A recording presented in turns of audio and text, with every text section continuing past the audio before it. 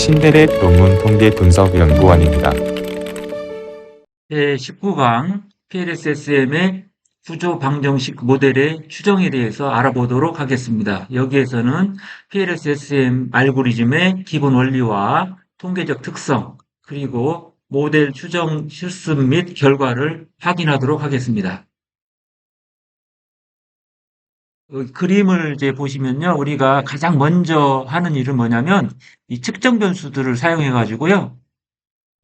이걸 원데이터로 해가지고 뭘 구하느냐면 LVS를 구하는 거예요. 각 잠재 변수의 점수. 이거를 뭐라고 하냐면 레이턴트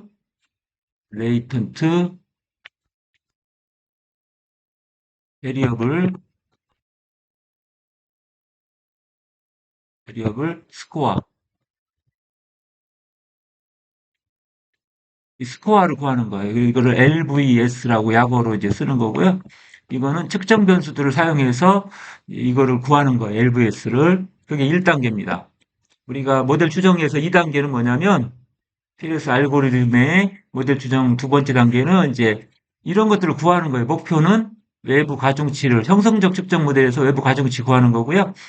반영적 측정 모델에서 외부 적재치 구하는 거고요. 그리고 어, 경로 간의 개수를 구해야 되는데 그거는 이제 잠재 변수 간의 관계를 통해서 구할 수 있는 거죠. 이 세 가지를 이제 구하는 거고요.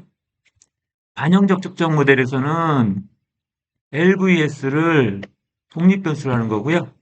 그다음에 측정 변수들을 종속 변수로 하는 거예요. 그리고 형성적 측정 모델은 측정 변수들을 독립 변수로 하고 잠재 변수 점수를 종속 변수로 하는 거예요. 이거에 대해서 조금 더 자세하게 알아보도록 하겠습니다. 여기에 보시면 측정 모델이 이렇게 나와 있는데 측정 모델을 잘 보시면 요 첫 번째 거, 두 번째 거가 있잖아요. 이게 다 형성적 측정 모델이죠. 두 개는. 그리고 여기에 있는 것은 여기는 뭐예요? 여기는 이제 뭐예요? 여기는 이제 반영적 추정 모델이죠. 형성적 추정 모델은 두 개가 있는데 시스큐하고 서브큐가 있는데 여기 보시는 대로 이게 독립 변수예요. 이쪽 측정 변수가 독립 변수가 되는 거고요. 그다음에 요 점수, 시스템 품질의 점수를 구할 수 있다고 그랬잖아요. 원데이터로 해가지고 이거를 이제 종속 변수라고 해요. 이거를 이제 가지고 우리가 시스큐를 종속 변수로 하고 IV 즉 시스큐 1과 2를 독립 변수로 해가지고 우리가 구하려고 하는 추정치는 뭐냐면 외부 가중치. 그래서 외부 가중치를 이제 구하는 거고요. 그래서 여기를 이제 아우터 웨이시라고 해요. 그리고 약어로 뭐라고 불러요? W라고 표현했죠, 우리가. 그죠? W 표현했고요. W로 표시되어 있어요. 그래서 W 이렇게 이제 형성적 측정에서 구할 수 있는 것이고요. 그 다음에는 이제 반영적 측정 모델이잖아요. 반영적 측정 모델인데 이 오른쪽 거를 이제 보시면은 이 부분 잠재 변수 점수가 계산이 되겠죠? 셋 만족도의 잠재 점수 점수가 계산이 되면 이거하고 이걸 각각을 이렇게 이제 해서 뭐를 하냐면 이걸 통해서 우리가 뭘 구해요? 외부 적대치를 구하는 거예요. 아우터 로딩 값. 그리고 이걸 L로 표현하잖아요. L로. 그래서 이거를 독립 변수로 회귀 분석할 거예요. 이거를 종속 변수로 회귀 분석을 이제 수행하면 각각의 이제 로딩 값이 계산이 돼요. 이게 뭐예요? 외부 적재치죠? 외부 적재치를 계산할 수 있는 것이고요. 그 다음에 마지막으로 우리가 생각해 볼 것은 뭐냐면 경로 개수예요. 경로 개수인데 여기에서 보시는 것처럼 이 두 가지가 바로 뭐가 돼요? 독립 변수가 되는 거죠. 잠재 변수 점수가 각각의 잠재 변수의 점수가 독립 변수가 되고 이것이 뭐예요? 이것이 종속 변수가 되는 거죠. 이렇게 회귀 분석을 수행하면 이제 우리가 이 개수를 구할 수가 있어요. 이런 식으로 부분 이런 식으로 우리가 이제 추정치를 구하기 때문에 우리가 PLSSM을 이제 구분 최소 제곱법이라고 하는 이유도 여기에서 아마 찾아볼 수 있을 것 같습니다. 구체적으로 하나씩 이제 알아보면요. 형성적 측정 모델은 뭐라고 불렀냐면, 제가 말씀드렸냐면, 이 시스큐 점수를 종속 변수로 한다고 그랬고, 이거를 뭐라고 한다고 했어요? 이거를 독립 변수로 한다고 그랬어요. 다시 말하면, 시스큐 1, 2가 있잖아요. 이것이 이쪽에 종속 변수에 이렇게 영향을 이제 미치는 것으로 이렇게 돼 있잖아요. 시스큐가 그다음에 이제 이쪽에 뭐죠? 서브 큐 이런 것들이 이렇게 영향을 미치는 것으로 이렇게 되어 있어요. 그런데 이쪽에 보시면은 이제 측정 변수들이 있잖아요.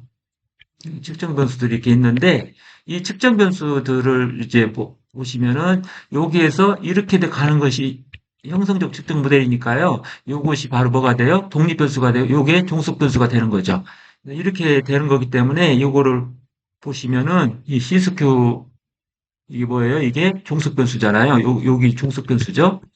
그다음에 요거는 뭐예요? 이 두 개는 이게 독립 변수가 되는 거죠. 그래서 여기가 독립 변수가 되는 거예요. 이렇게 회귀 분석을 수행을 합니다. 이거를 다중회귀 분석이라고 하죠. 이 C스큐하고 C스큐 완투를 이렇게 독립 변수를 해가지고 C스큐 스코어 이 종속 변수를 해가지고 다중회귀 분석을 하면 우리가 구할 수 있는 게 있는데 그 구한 게 뭐예요? 그게 바로 이제 우리는 이거를 외부 가중치 구한 게 이 W하고 W죠. 여기서 외부 가중치를 이제 구하는 거예요. 이런 식으로 해서 우리가 가중치를 이렇게 구하는 거죠. 이게 목표예요. 외부 가중치 아우터 웨이트를 구하는 거죠. 이게 W. 그리고 이제 이 두 번째도 마찬가지예요. 이게 서브 큐 1, 2가 있잖아요. 측정 변수가 두 개가 있었잖아요. 그리고 서브 큐에 잠재 변수 LVS 점수가 있잖아요. 잠재 변수 점수가 있으니까 이거를 독립 변수로 한 거고요. 이거를 종속 변수로 해가지고 다중회귀 분석을 하니까 뭐가 계산되냐면 마찬가지로 외부 가중치가 이렇게 계산이 되는 거예요. 요거하고 요거가 계산이 된다. 이렇게 보시면 되겠습니다.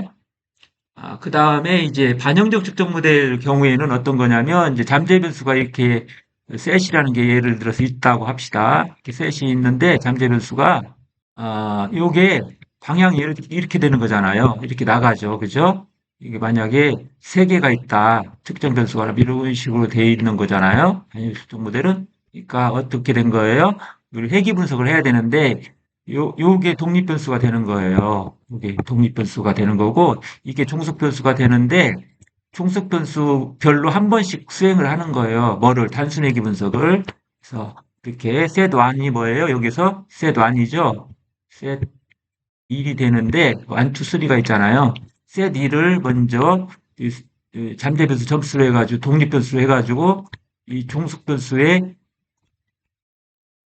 관계를 회귀 분석하면은 구할 수 있는 게 있죠. 이게 이제 L35가 되겠죠. 이게 외부 적재치예요. 외부 적재치.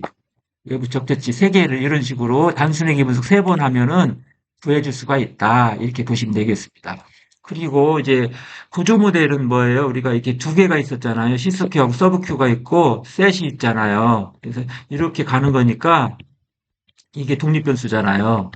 그죠? 이게 종속 변수고요. 그래서 이 종속 변수는 뭐냐면 이제 셋이잖아요. 이게 셋이니까 이게 셋이고요. 셋이 나왔고 이게 뭐예요? 시스큐. 시스큐고요. 밑에가 서브 큐잖아요. 서브 큐가 되는 거잖아요. 이게 독립 변수가 되는 거죠. 이게 독립 변수, 이게 종속 변수가 되는 거예요. 이렇게 해서 우리가 다중회귀 분석을 수행하면 이게 뭘 구할 수 있어요? 경로 개수를 구할 수가 있죠. 요거를 구할 수가 있는 거예요. 이렇게 추정하는 이제 기본 원리에 대해서 간략하게 우리가 한번 알아보았어요. 그래서 이제 알고리즘의 통계적 특성이 좀 있는데 우리는 PLS SM을 사용하면 뭐를 잘할 수 있냐면 이 외생 잠재 변수들에 의해서 내생 잠재 변수, 이 목표 변수를 추정하는 거죠. 추정해가지고 뭐를 하는 거냐면 예측 목적에 활용하는 거예요. 예측 목적으로 우리가 이 PLS-SM을 사용하고 있다. 이렇게 보시면 되고요. CBSM은 모델 적합도 기준이 여러 가지 이렇게 다양하게 존재해요. 뭐 GFI, 뭐 RMR, 뭐 CFI, 뭐 여러 가지가 있는데 PLS-SM은 SR-MR, 그다음에 NFI 정도가 나오는데 주로 활용할 수 있는 것은 요거밖에 없어요. 이 SR-MR 요거 하나밖에 없기 때문에 모델 적합도에 대해서는 크게 평가할 만한 기준이 없다. 그러나 우리가 대안적인 기준이 많이 있다고 그랬어요. 그래서 형성적 측정 모델과 아, 반영적 측정 모델을 평가할 수 있는 여러 가지 통계치가 나온다고 그랬으니까요. 그거를 사용해서 우리가 모형의 적합도를 이제 평가할 수가 있게 되는 거예요. 그리고 CBSM은 잠재 변수 점수를 사용하지 않아요. 구하지도 않고. 구할 수도 없죠. 그런데 PLSSM은 아직 시작 단계에서부터 우리가 잠재변수 점수를 구하는 거잖아요. 이렇게 해서 부분 부분 회귀 분석을 하다 보면 이제 우리가 원하는 이제 우리가 그러니까 경로 개수, 즉 표준화 핵 개수를 구할 수 있고 또 우리 저기 그 잠재변수 간의 관계에서는 뭐죠? 경로 개수를 또 구할 수 있는 거잖아요. 그래서 이러한 여러 가지 추정치들을 LVS를 사용하면서 이렇게 구할 수가 있다. 이렇게 보시면 되고요. PLSSM은 또 비모수적인 성격이 있어요. 있긴 있는데, 우리가 부트스트래핑을 해가지고 아무리 샘플 사이즈가 적어도 이 T값을 산출할 수가 있고, 이 T값을 통해서 우리가 유의 확률을 구하고 P-밸류를 구해서 우리가 평가를 할 수 있죠. 가설 검증을 수행한다. 이렇게 보시면 되겠습니다. 그리고 측정 변수는 어느 정도 측정 오차를 다 이제 가지고 있어요. 반영적 측정 모델의 측정 변수들은 오차를 가지고 있어요. 그래서 이러한 오차는 이제 LV에 이제 포함하게 되는데 결국은 오차는 매우 적어요. 적지만 모델 추정에 있어서 편의, 바이어스를 이제 가져올 수 있다는 이제 한계가 있고요. 그런데 실제로는 이제 보니까 실제 연구 상황에서 보니까 이러한 문제는 거의 이제 크게 발생되지 않는다. 매우 낮은 수준이다. 그래서 문제가 되지 않는다는 것을 이제 의미하는 거예요. 그래서 측정 오차를 PLSSM에서는 그림으로 그려주지도 않아요. 그리지도 않는다. 이런 이유 때문에 그냥 넘어가는 거죠. 그리고 마지막으로 이제 PLSSM 모델 추정치는 CBSM의 모델 추정치보다 매우 높은 통계적 검증력을 가지고 있어서 장점이죠. 여기서 우리가 예측 목적으로 그래서 통계적 검증력이 높기 때문에 예측 목적으로 이제 우리가 PLS-SM을 활용하는 것이다. 이렇게 보시면 되겠습니다. 그리고 우리가 이제 PLS-SEM하고 CBSM 있는데 이게 항상 다른 결과를 산출한다고 생각할 수도 있는데요. 그러니까 무슨 얘기냐면 모수 통계와 비모수 통계라고 서로 생각하기 때문에 이런 이제 어려움이 있는데 이 PLS-SM은 결국은 이제 몇 가지 방법이 있어요. 예를 들면 그냥 일반적인 그 PLS 알고리즘을 돌릴 수도 있고요. 여기다가 하나 더 추가가 돼 있어요. 프로그램에 컨지스턴트라고 해가지고 일관적인 PLS-SM이라고 이렇게 있어요. 그래서 이거를 PLS 컨지스트 해가지고 C를 쓰거든요, 약어로. 이거는 뭐냐면, 이제, 모수 통계하고 거의 비슷하게, 즉, A모스에서 모수 통계를 적용하고 있는데, 그 A모스와 PLS-SM의 결과치가 유사하게 나올 수 있도록, 이렇게 추정할 수 있도록 이렇게 개발해 놓은 알고리즘이라고 보시면 돼요. 그런데, 결국은 이 차이가 없으려면은, 우리 PLS-SM의 데이터 표분수가 한 350개 정도 이상이 되면 좋고요. 표분수가. 그리고 측정 변수 수가 모델마다 측정 변수 수가 한 4개 정도 이상이면 큰 차이가 없다. 즉 CBSM을 사용하거나 PLS-SM을 사용해서 결과치를 얻었을 때 큰 차이가 없게 나타난다. 이렇게 보시면 되겠고요. PLS-SM을 적용하면서 이 기법을 적용하면 그리고 거의 우리가 CBSM이나 PLS-SM의 결과가 같다. 이렇게 보시면 되겠습니다. 마지막으로 우리가 이제 색상 표시예요. 결과에서 항상 색상이 이렇게 나오는데 너무너무 장점인 그런 상황이라고 볼 수 있죠. PLS-SM이 장점 중에 색상 표시가 있어요. 그래서 결과를 딱 보시면은 이렇게 딱 알 수 있어요. 색깔로.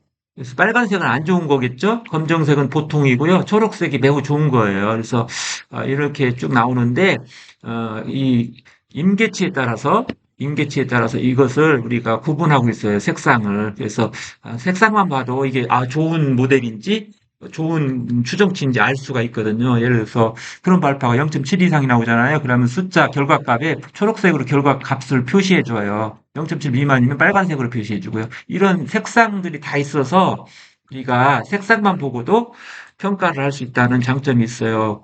조금 더 보시면 예를 들어서 이제 분산 추출, 평균 분산 추출이라고 AV 값이 여기 있어요. 근데 이것이 0.5 이상이면 초록색으로 나오고요. 0.5 미만이면 빨간색으로 나와요. 그러니까 이건 좋지 않은 거고 이건 좋은 거잖아요. 그렇게 판단할 수 있도록 이렇게 색상으로 다 이게 나와 있으니까 여러분들이 이런 것들을 잘 체계적으로 한번 보시면 도움이 될 거라고 생각합니다.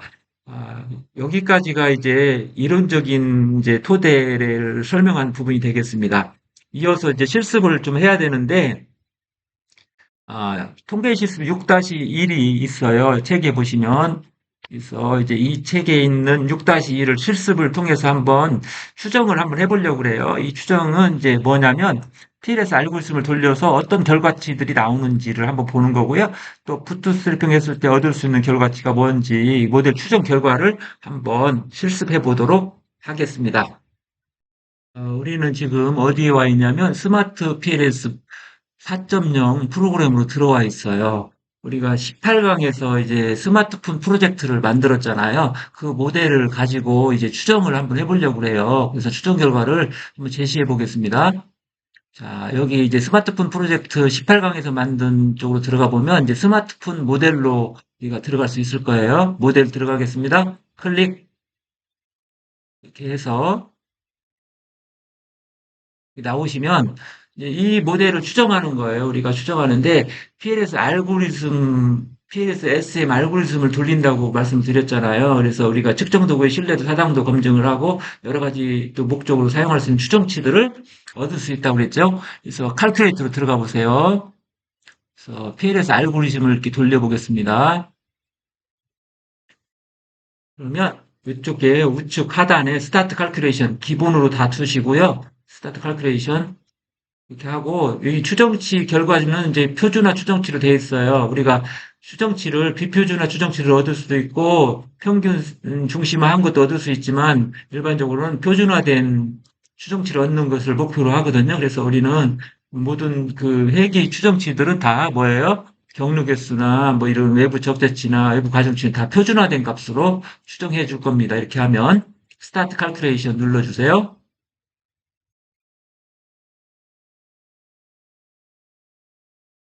이렇게 하면 이제 모형 추정 결과들이 나왔는데 여기에서 보시면 이렇게 지금 어, 구조 모델에서 요거 구조 모델이 요거 있죠. 요거 뭐 이런 것들은 다 뭐냐면 결국은 경로 개수를 지금 이제 표시한 것이고요. 그다음에 이쪽도 다 이거는 이제 이거 뭐겠어요? 이거는 외부 가중치겠죠. 이게 형성적 측정 모델이 외부 가중치고요. 다음 나머지 것들은 다 뭐예요? 이게 외부 적재치예요.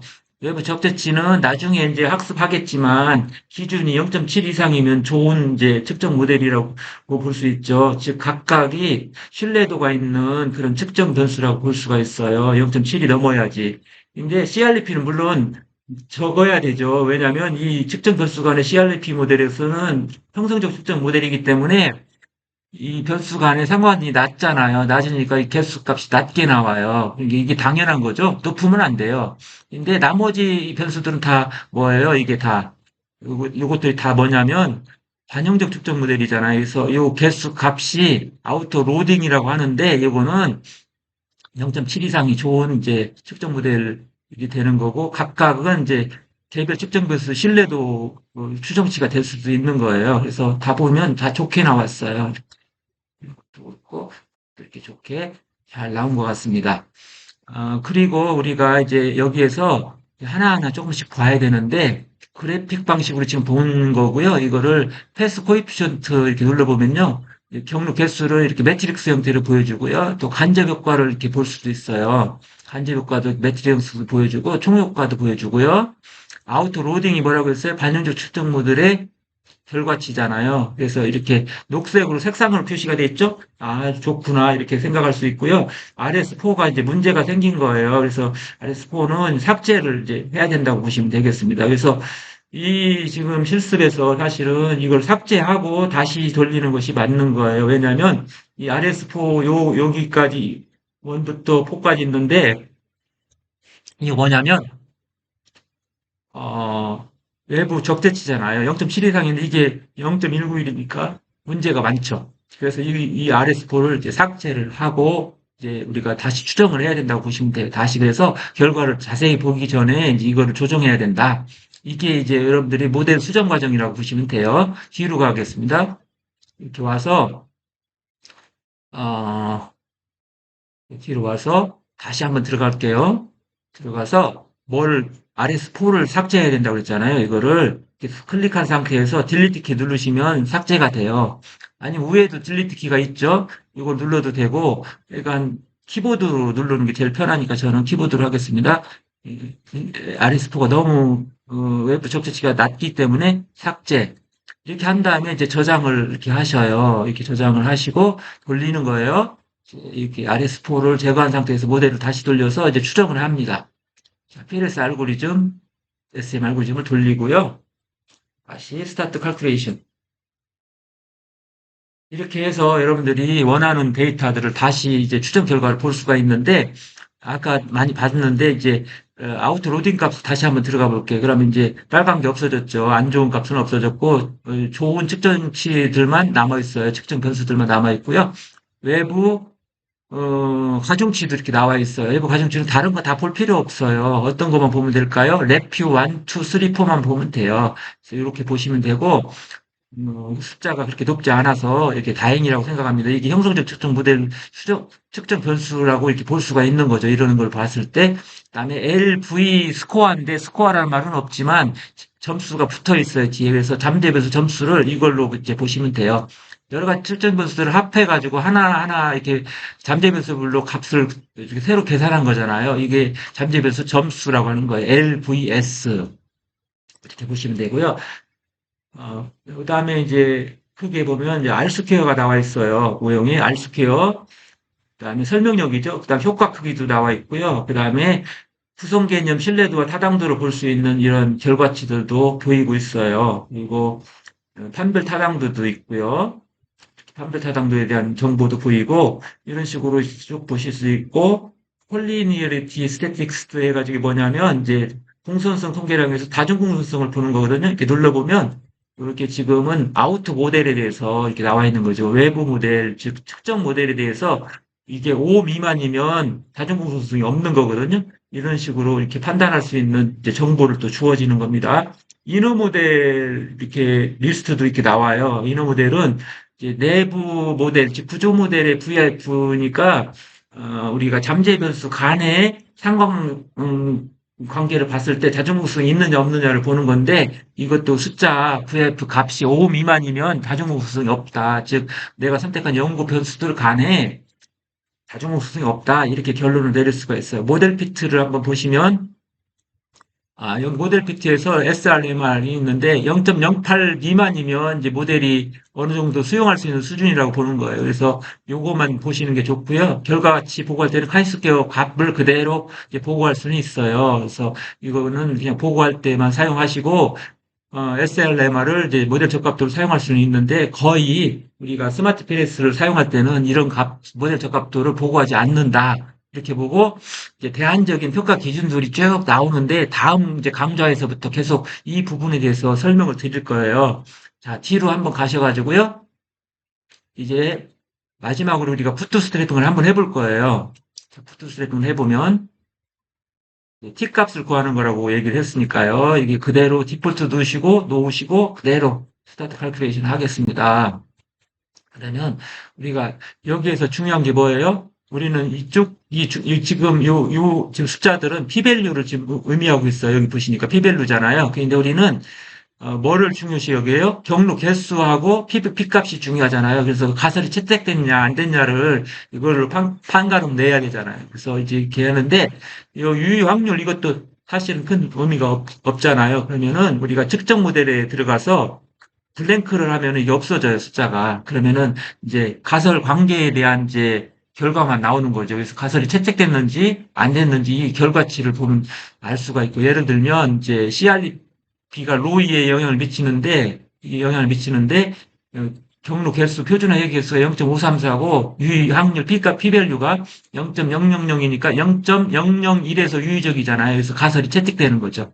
이런 식으로 가설 채택 여부를 이렇게 쭉 검토하시면 될 것 같고요.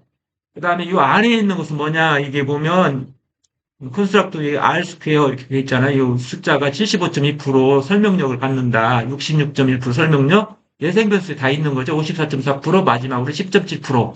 이렇게 여러분들이 모델의 설명력을 이렇게 보여주고 있는데요. 어떤 의미를 가지고 있냐면, 하나 설명드리면은, 이 CRP가 그 다음에 요 내비하고 PU하고 PEU하고 인트하고 아래서 모든 것이 다 이제 결합해가지고 로이를 설명하는 설명력은 54.4%고요. 이 앞에 것을 다 받아가지고 설명하는 실제 사용은 10.7%의 설명력을 가지고 있는 거예요. 그리고 조금 더 세부적으로 보면 예를 들어서 내비하고 인터하고 지금 이 두 가지가 지금 여기를 설명했잖아요. 75.2%를. 그러니까 내비와 인터가 여기인 PU, 지각된 유용성을 설명하는 설명력은 75.2%고, 그다음에 여기 화살표 뭐 받았어요? PEU는 화살표 3개를 받았어요.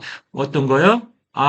방금 전에는 또 이것도 있네요. 이것도 이렇게 영향을 이제 받은 거죠. 그래서 화살표 3개가 요거에 75.2%고요. 밑에도 마찬가지죠. 내비하고 인터하고 RS 화살표를 받았으니까 이 세 변수가 이 PEU, 지각된 사용 용이성을 설명하는 설명력은 66.1%다. 이렇게 이제 보시면 되는 거예요. 이런 식으로 설명력을 해석하시면 돼요. 그리고 하이라이트를 표시할 수 있어요. 이 경루 개수, 어떤 경루 개수가 가장 중요한 효과 크기를 가지고 있고 중요한지를 볼 수 있는데, 여기 하이라이트를 보겠습니다. 렐러티브 밸류스 선택하면은 한눈에 여러분들이 경로 개수 크기가 나타나 있죠. 어느 것이 더 중요하게 종속 변수에 영향을 미치는 변수인지를 알 수가 있습니다. 지금까지 대략적으로 모델 추정치를 이렇게 살펴보았습니다. 이에 대해서는 이제 다음 강좌부터 다시 말하면 20 강좌부터 해서 쭉 결과치를 중심으로 이제 설명을 드리려고 합니다. 그러면 지금 이제 강의한 거는 19강이었죠. 19강 PLS SEM 후주방정식 모델의 추정에 대해서 알아보았습니다.